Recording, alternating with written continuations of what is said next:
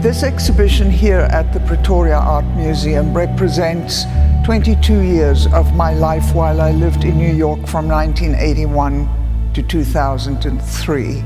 So this body of work covers an enormous arc of time, not only in real time, but in terms of my own evolution as a woman and a becoming feminist. When I arrived in New York in 1981, within a few months thereafter, my marriage broke down.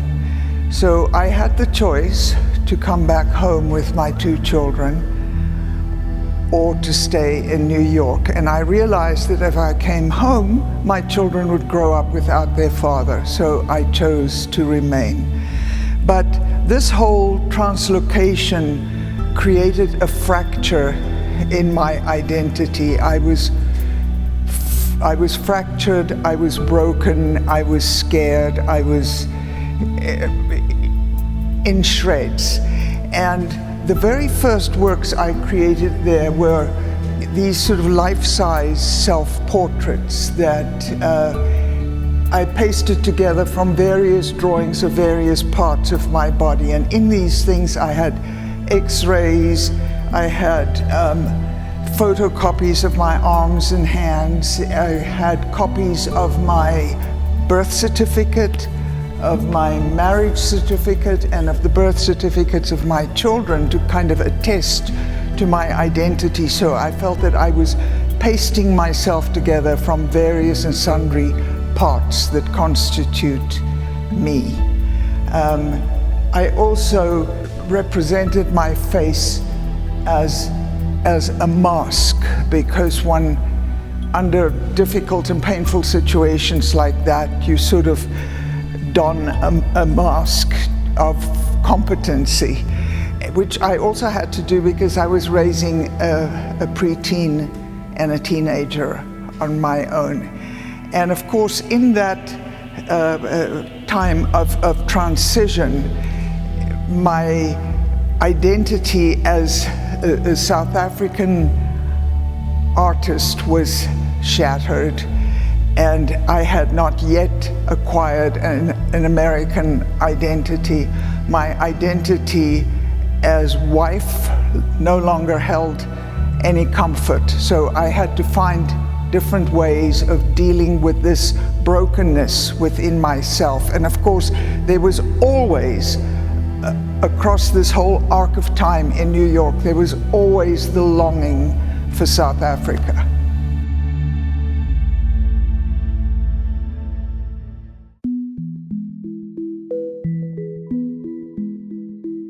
During those early years in New York, I learned photography and darkroom from Harold Feinstein, who's a well-known American photographer. And in my quest to hold on to myself, I turned to self-portraiture. So I took a lot of self-photos. And at the same time, I realized that I was returning the gaze. And by this I mean the gaze that John Berger was talking about in Ways of Seeing when he wrote, "Men look at women. Women watch themselves being looked at. This determines not only the relations of men to women, but the relation of women to themselves." So women look at themselves as objects of the male gaze, and this sort of works its way throughout the history of painting and the history of the nude in art, where women's naked bodies are objectified. What I did in turning the camera on my own half-naked body was to return the gaze to myself, and instead of objectifying my nakedness or my nudity, was to become the subject of my own gaze.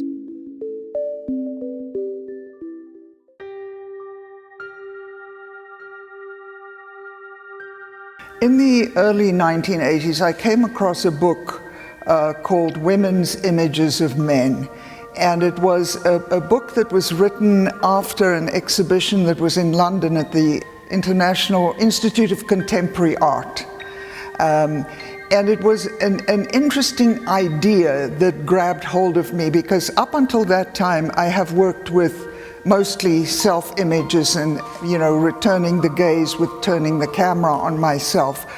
But this gave me a whole other idea, because the question in this exhibition was to find the erotic potential in the male nude. Now, I wasn't interested in that, but the idea of women creating images of male figures fascinated me, and I started creating male images and effigies and trying to sort of extract my idea of male energy.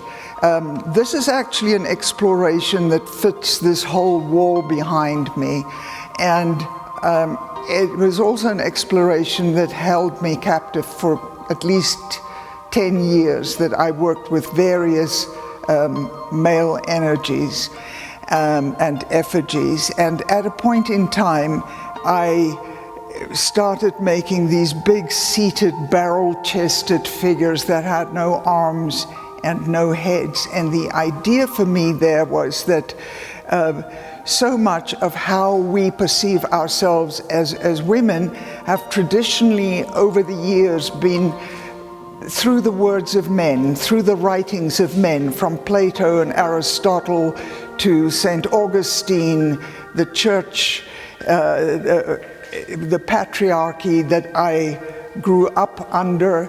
It told us how to be women, how to understand ourselves as women. So in these big barrel-chested, headless figures, I removed the heads deliberately to put the focus into the chest and into the heart and into the guts, rather than into the intellect that prescribes how things should be. I have also, in many of these figures, eliminated the arms so that the grasp of ownership is removed thereby.